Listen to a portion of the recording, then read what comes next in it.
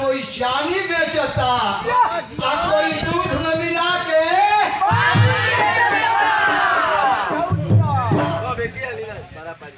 आइए बबुआ ध्यान देवे के बा।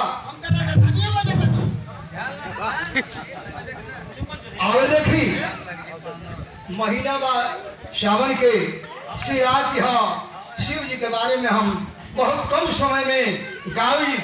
आज उनका ब्याह हुआ और जब जल चढ़ गई तब ब्याह करी हले। जब तक से गिरा रहन तब तक से ना, आज जब जल चढ़ गई शक्ति आ गई तब पार्वती से विवाह। कैसे ब्याह भाई? कैसे हो? एगो कवि कहता बाबा के कैसे बरात रचाई? कैसे रचाई? रचाई की कौसे कैलाशपति साजे बराती अपन खौसे कवरिया चारों ओर भेजवले अरे कौसे गर्दन में गहुआ लपेट ले भोला आ घौ से घिंगुची त्रिशूल में लटकौले से चंद्रमा के लाली नीलार पर छो से छाल से अंग में लगौले और जो से जन्म करई तके लगाए और झो से झरझर जाता से गंगा के बहौले तो से टूटल दांत छो से बनौले ठाट तो से बोला अपन बसहा पर सजौले से ढोल साज के तो से तुमी से भैया नाच भूतगन के नचौले दो से द्वारे द्वारे पूजा करौले भाव भोला आधो से धुराने कधा मिलो टकौले आठ नौ से नारद अगुवाई में कोई ने गारद से पुरुषान वेद शास्त्र से करौले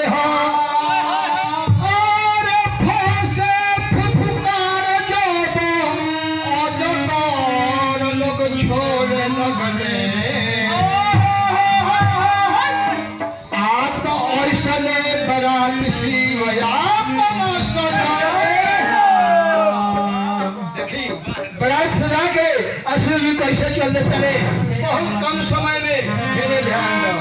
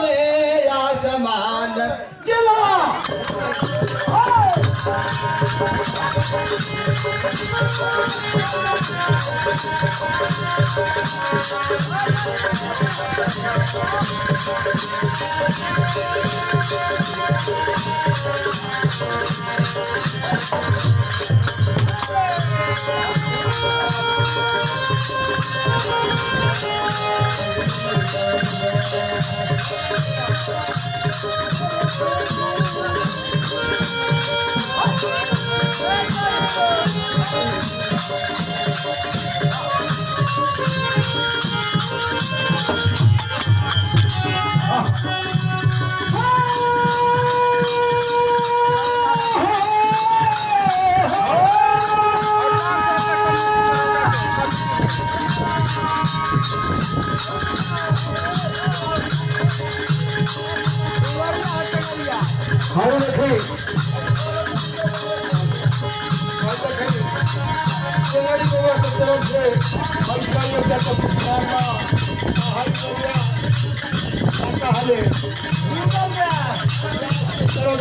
ये क्या कैसे काम बा हमारा तरफ से आशीर्वाद बा कि सरस्वती माई हनुमान जी रक्षा करत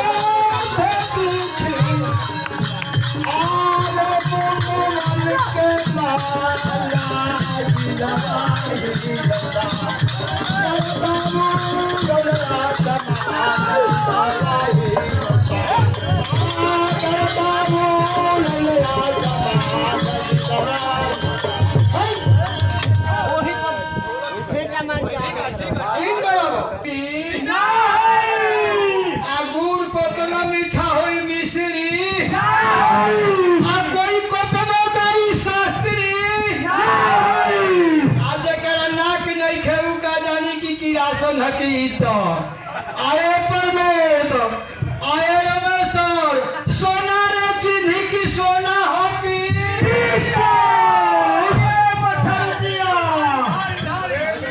के तरफ से इनाम बा।